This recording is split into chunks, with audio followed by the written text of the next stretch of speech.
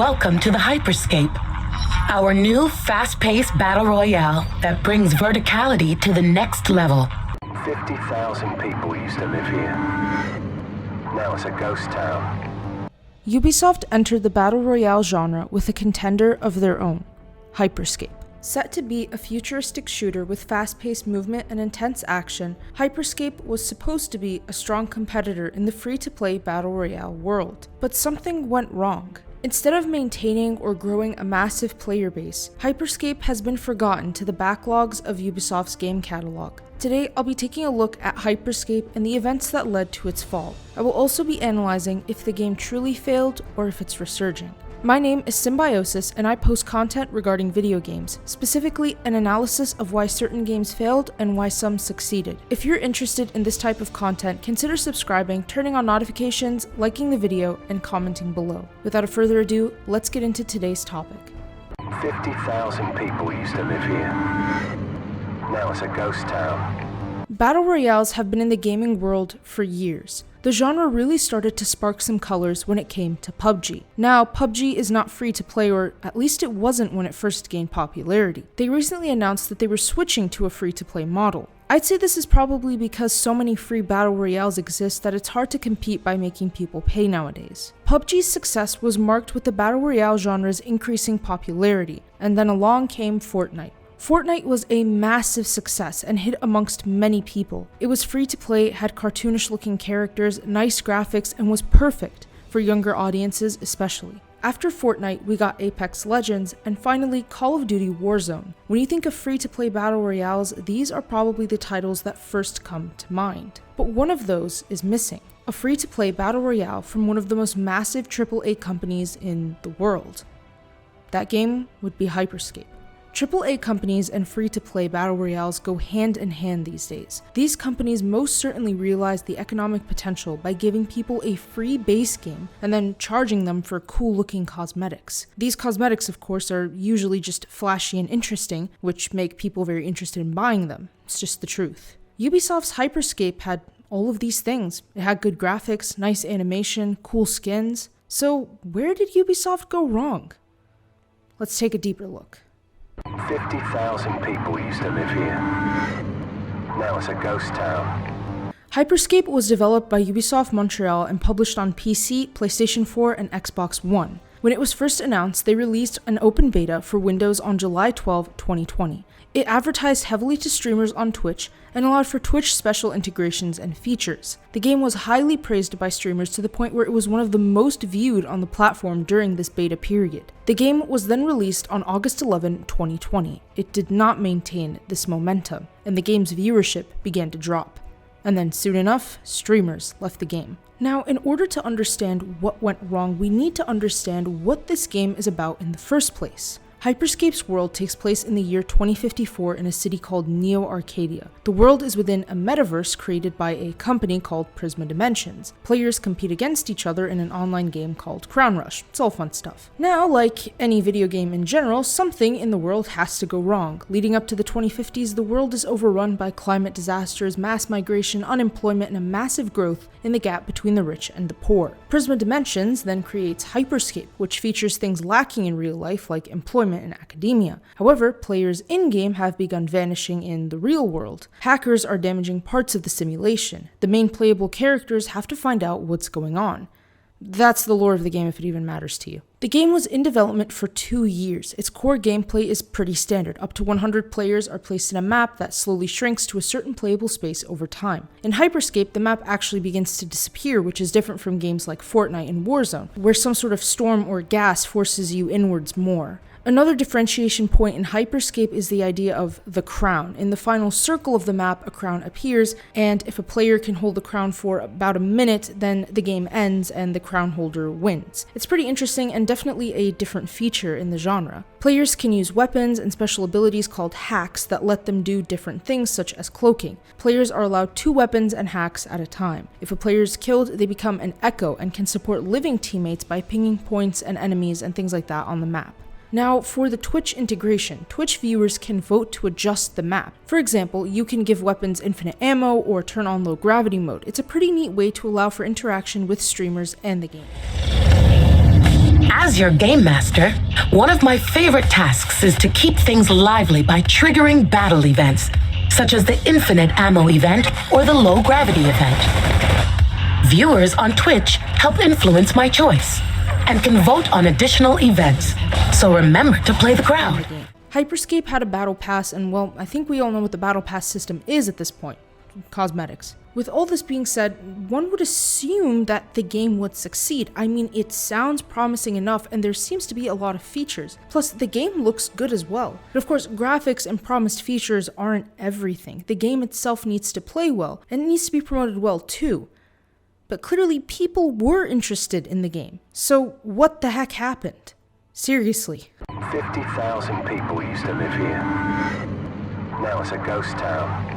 Hyper Scape promises fast-paced action, movement, and gameplay. Like any other movement-based shooter, a lot of plays are important when it comes to your movement. In Apex Legends, which is part of the Titanfall universe, you really need to know how to outmaneuver your opponent. Otherwise, you won't have a chance at winning. Same thing with Hyper Scape. If you can't learn the mechanics and really hone in on your movement, then the game is just plain difficult and tough. In the world of gaming, you really have to look at the majority player base. Most people are casuals when it comes to gaming. They aren't going to grind out 24 hours straight of a single game just to get good at it. Most likely, the majority of people will come home after work or school and play a few hours a day at best. They don't have time to get good at the game, they just have time to play. The issue with Hyper Scape is that it is just difficult for the average player. You'll have your sweats who will learn every trick and crazy stunt, and it'll make the game miserable for casual players. Let's look at Battle Royales that succeeded, right? Warzone and Fortnite are probably the biggest names, with Apex trailing like right behind them. Warzone is a Call of Duty title. Call of Duty is the biggest casual FPS game ever. Fortnite has a good mix of casuals and sweats, especially since lots of younger people play the game. Apex is from a well-established franchise, so there are many Titanfall fans out there that understand the movement. And to be quite honest, the movement of Titanfall is not insanely difficult to get a grasp of. And then we get Hyper Scape. The movement is beautiful if you know how to do it, but the skill gap was wide, and a lack of skill-based matchmaking for casual players was bothersome, as many would get matched with complete sweats. Now, listen, I don't really like skill-based matchmaking because I feel as though it's annoying. However, again, let's face it, the vast majority of people who play video games are casual and need skill-based matchmaking so that they can actually enjoy the game rather than get frustrated and leave. So this is why companies include it typically. They keep both brackets happy. Well, I mean, at least the majority, which would be casual. The map itself wasn't very expansive and was difficult for newer players to maneuver around. There were a lot of buildings and interiors that people just didn't understand if they weren't playing for a while. And the devs were not very responsive on feedback, the weapons weren't super various, and the promotion of the game didn't seem to extend beyond Twitch. I mean, I didn't even hear about it until I opened the Ubisoft Connect launcher and saw the game in their free section. Otherwise, I would have never known about it. And I don't use Twitch, so there you go. If I hadn't used Twitch and I hadn't had the Ubisoft launcher, would I have ever heard of it? Probably not. Another issue was the aim assist. In order to counter the skill gap for console players versus PC players, Ubisoft added heavier aim assist for console players. And so this became almost like an aimbot of sorts. And of course, that created a different issue, and the game became completely unbalanced. The anti-cheat was practically non-existent, which, if you know anything about modern gaming nowadays, cheaters are super prominent and pretty much everywhere. I mean, you can go online and buy cheats for pretty much any online multiplayer game. It's pretty ridiculous. I mean, Warzone itself was slammed with lots of criticism over their lack of a strong anti-cheat, which then prompted them to introduce the new Ricochet system. I mean, I haven't played Warzone in a long time, so I can't say if it's working, but I'd assume it's doing its job thus far. Correct me if I'm wrong. The game also had a high time to kill, which was an issue with a casual player base. I won't include Halo in this because Halo has been established for 20 years strong now, and it's always been the way that it is. Fans are fine with it, new players don't seem to care, but when it comes to other games, Hyper Scape doesn't have that reputation or that pre-established base that Halo does, and considering that Battle Royales cater to mostly casual players, they just didn't want a high time to kill, and as such, that really cemented another issue with the game's skill gap. 50,000 people used to live here.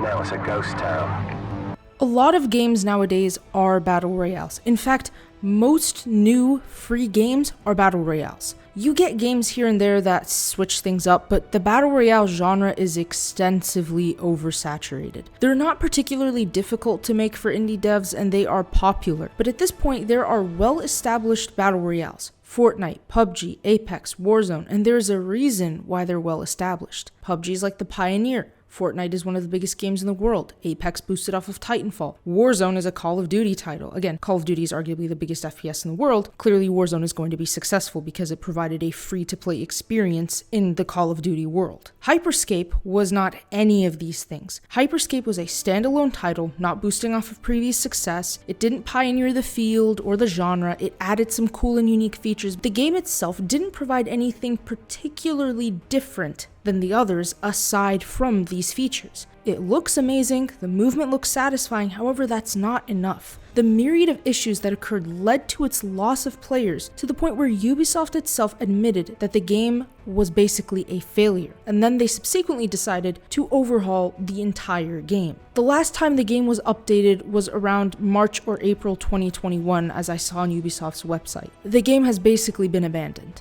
50,000 people used to live here. Now it's a ghost town. Like the title of this act says, the devs are gone. I mean literally, they all left. The dev team responsible for Hyper Scape is gone. The executive producer left and started his own studio. There hasn't been a replacement team. The game hasn't received an update in months. They left it completely. Despite all the updates that this game received, including a team deathmatch mode, which people didn't really know about, and the fixes made, the game is basically dead now. The players have left as well. Many big streamers and players that used to play Hyper Scape left or are currently leaving. Heck, I mean, the devs left. Why stick around when the game is dead and has no chance of revival? Despite all the desires to revive the game, it's probably never going to happen. The viewership on Twitch is practically non-existent. It peaked in viewership around the release of the beta, but after that it doesn't matter. This chart from twitchtracker.com shows that the amount of viewers basically dropped to near zero after around September 2020. This is not what a game would ever want, and as such we saw the exodus of the team, the streamers, and the players. 50,000 people used to live here.